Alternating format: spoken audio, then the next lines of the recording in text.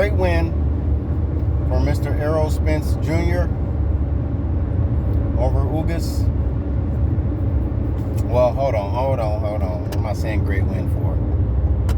Congratulations, Mr. Errol Spence Jr. I can't say great win. Reason being is because Ugas didn't really put up much of a fight. If you ask me, he made that fight real easy. You can't just sit there like this and just expect to win the fight. You can't be a punching bag the whole fight and expect to win the fight. I don't know what was going on with him. Maybe it was the body shots that was affecting him. I don't know. That fight was very suspect. Somebody said, I don't know, some of y'all are a little too hyped, too excited for Spence winning, and some of y'all are saying some things that y'all have not said. Some of y'all bloggers with these big YouTube boxing platforms are now saying Errol Spence is the best in the world right now. Really? Y'all sure wasn't saying that before this fight. So that's all it took, huh? All it took was for Spence to fight Ugas and dominate him for you to determine that he's the best in the world. Interesting. Keep that same energy. So when Crawford dominates Spence and probably stops Spence, knocks him out, keep the same energy. Keep that same energy. Because y'all must have forgot. Y'all must think Crawford is the same fighter as Ugas. You think Crawford gonna just be standing there with his guards up, just getting hit, letting them punch him? Crawford is a busy fighter. He's constantly switching stances. You don't know where he's gonna punch you from. Anytime you think you got him hurt or you got an edge on him, he turns into Incredible Hulk and start destroying people. Spence is a solid, aggressive, hard puncher. But he ain't better than Crawford, dog. He is not better than Bud Crawford. Now, if he beats Bud, I will give him his props and I will say, hey, I'm wrong. But I think some of y'all are a little too excited and a little too hyped over your boy Spence Jr. I'm glad he's back healthy. I'm glad he got the win. So now ain't no more excuses. As long as he's been ducking Crawford, which y'all are not acknowledging, he was ducking Crawford for the longest. And I'm talking about before he got in that car accident. But real talk, hopefully by September, October, long as it's towards the end of this year, long as they fight towards the end of this year, this will be the biggest fight in boxing history since the GOAT was fighting, probably. A lot of people call Muhammad Ali the GOAT. And he was fighting either Frazier or Foreman or somebody. Or maybe the biggest fight since Mayweather-Pacquiao. I'll say that. Let's keep it more current day. This will be the biggest fight since Mayweather-Pacquiao.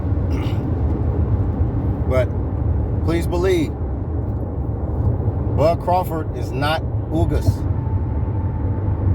Ugas, he's not a big puncher, and he's not as athletic and gifted like Crawford is. I ain't taking nothing away from Ugas, but Ugas did not, his game plan was horrible. I don't know what the heck he was planning on doing. It was like either the power had him hesitant the whole fight to just fully exchange, or he just threw the fight, because this was not the best Ugas I've seen. Some of you big bloggers out there have said that, oh man, this was the best Ugas that fought Spence, and Spence dominated him. Man, y'all don't even believe that. Y'all know damn well this was not the best Ugas that we've seen. Ain't no way. Knock it off. But all y'all keep the same energy. Now that y'all jumping on that boy Spence, you know what? Keep repping him. Keep saying he's the best in the world.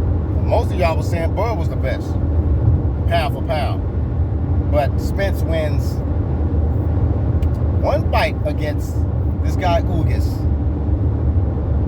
after this long layoff. See, a lot of you clowns are goofy. Spence, if he didn't score that knockdown on Porter the day that he fought Sean Porter, he would have lost that fight. I believe that. Or they would have robbed Porter, because Porter was dominating Spence. Spence couldn't do nothing with Porter. Go back and watch the fight round for round.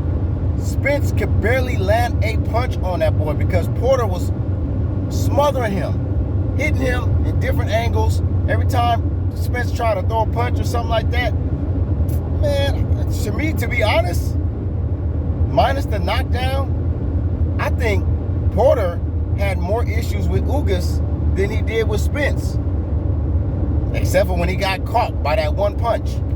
That changed everything.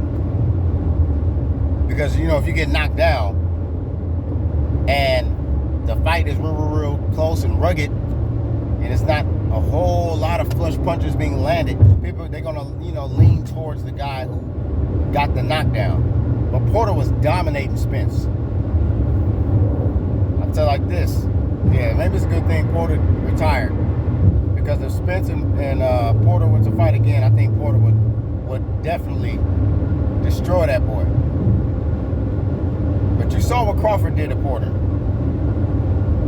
Stopped him. The only fighter to stop him. So keep the same energy. All you Spence Jr. fans, all of a sudden, keep the same energy. Oh, he looked great. He looked good. Looked solid. Especially when, you know, he had a punching bag. He was just punching.